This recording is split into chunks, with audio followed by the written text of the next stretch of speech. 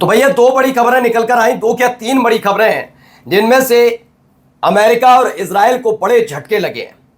पहली बड़ी खबर निकलकर सामने आई है, दरअसल एफ श्रेणी के कितने सारे फाइटर जेट मार गिराए गए इन 40 दिनों के संघर्ष में सबको पता है। अगर उन जेट्स और तमाम जो प्लेन और हेलीकॉप्टर मार गिराए गए उनकी तादाद देखी जाए तो तक 39 एयरक्राफ्ट का 39 एयरक्राफ्ट का घाटा अमेरिका को 40 दिनों के संघर्ष में उठाना पड़ा।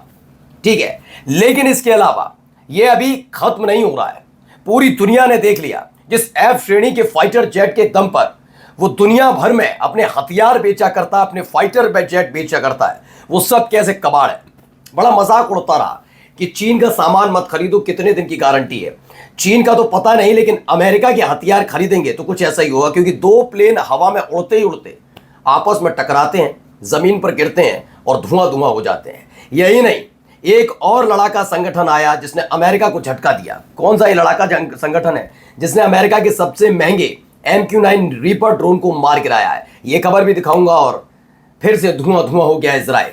जी हां, संघर्ष विराम होगा, शांति है, बातचीत चल रही है। अमेरिका और ईरान के बीच जो बातचीत चल रही थी वो अभी एक हफ्ते पहले पूरी तरह से धराशायी हो गई। मतलब पूरी तरह से क्या ऐलान कर दिया गया दोनों तरफ से कि नहीं हो पा रहा है। उसके बाद ये इजराइल में हुआ, उसके बाद कह रहा हूं इजराइल पर हुआ अब तक का सबसे बड़ा हमला माना जा रहा। हमला है, धमाका है, जो भी है, और नुकसान अकेला इजराइल का नहीं है, अमेरिका का भी हुआ है इसमें। नमस्कार, मैं हूं प्रज्वल गौतम और आप देख रहे हैं टाइम्स एक्सप्रेस। युद्ध तो भड़केगा, फिर से भड़केगा, ये भी क्लियर होता हुआ नजर आ रहा है, क्योंकि अमेरिका इस संघर्ष से निकलना तो चाहता है, लेकिन साख बचाकर, क्योंकि वो जानता है कि अगर वो ऐसे ही निकला तो आने वाले वक्त में कई देश हैं, खाड़ी देश, वहां से उनके तंबू बम्बू उखड़ जाएंगे, यानी कि वहां से सारा का सारा जितना उनका मिलिट्री बेस बना है उसको हटा दिया जाएगा। ये क्लियर करके बैठे हुए हैं। यानी ट्रंप से पहले जितने राष्ट्रपति अमेरिका के रहे, डराकर, धमकाकर, लालच दिखाकर, सुरक्षा के नाम पर उन्होंने जब पैर जमाए, वो सब खत्म हो जाएगा। तो यहां पर बड़ा थूथू होगी ट्रंप की। और तो और क्यों युद्ध किया, क्यों युद्ध छेड़ा, क्यों हमला किया ईरान पर, यह सवाल लगातार अमेरिका में उठ रहा है। तो इन सब के बीच वो चाहते हैं कि कुछ ऐसा बड़ा किया जाए और वहां से तुरंत निकल लिया जाए, जिससे लगे कि हाँ भाई अमेरिका कुछ करके आया है। इसी को लेकर डील चल रही है। लेकिन इन सब के बीच एक और बड़ा झटका अमेरिका को लगता है। पहले ये वीडियो देखिए, ये वीडियो निकल कर सर।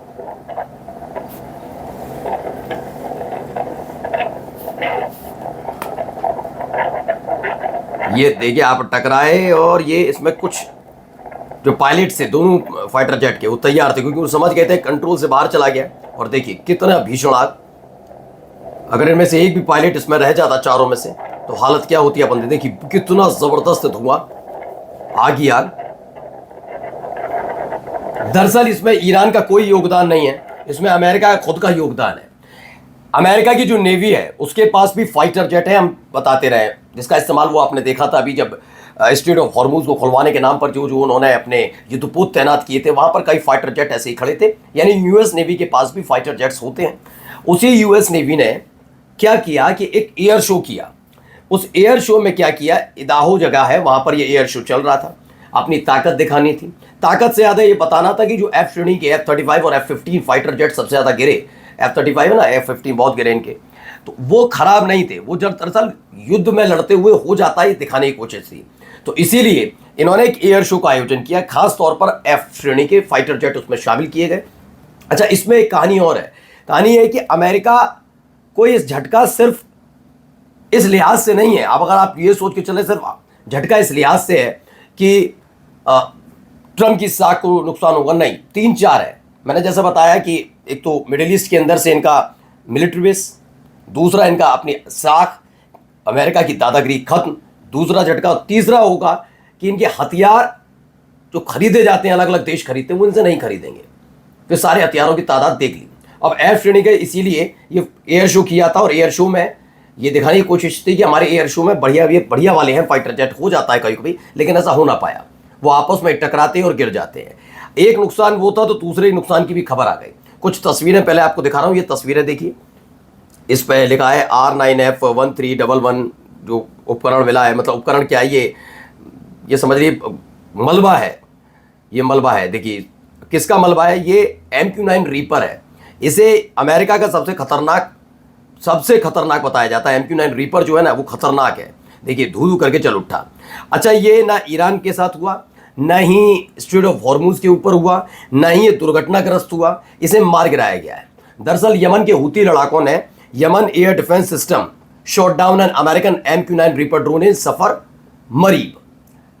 जो यमन का मरीब इलाका है वहां के सफर वाले क्षेत्र में ये MQ-9 रीपर ड्रोन मार गिराया गया। यमन के एयर डिफेंस सिस्टम ने इसको टारगेट किया और ये धू धू करके जल उठा।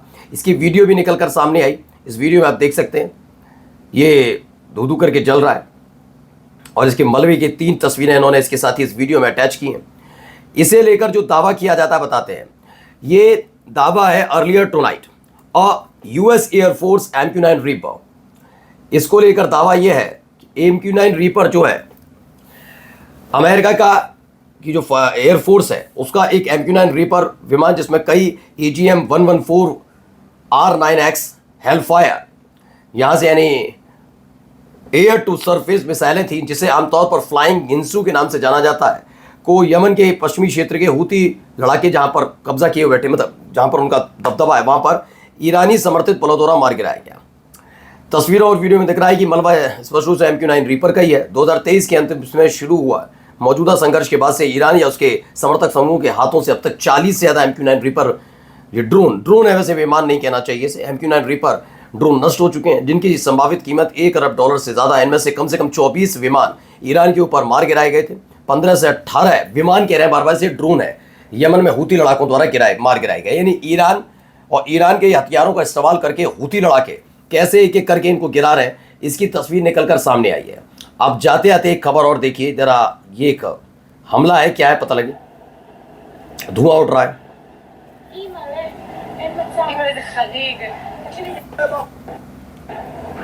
तो खबर ये निकल कर आई है कि एक तस्लीम मिलिट्री बेस है इजराइल का।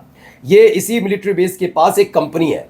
ये कंपनी दरअसल इजराइल की सेना के लिए एक नया एयर डिफेंस सिस्टम अमेरिका के साथ मिलकर बना रही थी। अमेरिका के साथ मिलकर एरो 2, आपने अगर हाल फिलहाल में नाम सुना हो, एरो 2 इस डिफेंस सिस्टम को बना, बैलिस्टिक मिसाइल के साथ इसको क्रिएट करना था और ये कंपनी वही काम कर रही थी।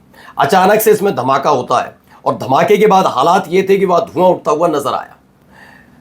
अब ये कहा जा रहा है कि चूंकि एक हफ्ते पहले अमेरिका और ईरान के बीच सीज फायर खत्म हुआ है, मतलब वार्ता पूरी तरह से फेल रही है, और इधर तैयारी अमेरिका और इजराइल कर रहे थे नए हमले की ईरान पर, जिसके लिए UAE इनका एक समय केंद्र बना हुआ है। तो उसको लेकर ये कहा जा रहा है कि ये सारी चीजें जो ये पूरा का पूरा कॉन्सेप्ट है यहां पर तैयार की जा रहे थे हथियार, जिनमें से अगर बैलिस्टिक मिसाइल दागी जाती है ईरान की तरफ से तो उसे रोकने के लिए इसका इस्तेमाल किया जाना था। लेकिन ये बनकर तैयार हो पाता इनका डिफेंस सिस्टम, उससे पहले ही इस पूरी कंपनी को ही फूंक दिया गया। अब ये ईरान का हमला है, ईरान ने अटैक किया है, क्योंकि अलग अलग दावे, ईरान ने ऐसा कोई अटैक नहीं किया, ऐसा दावा किया जा रहा है। ये अपने आप में हादसा है, कुछ कह रहे नहीं, ये परीक्षण है कि कैसा परीक्षण आप अंदाजा लगा सकते हैं। फिलहाल मुसीबत अमेरिका और इजराइल दोनों पर टूट पड़ी। नमस्कार।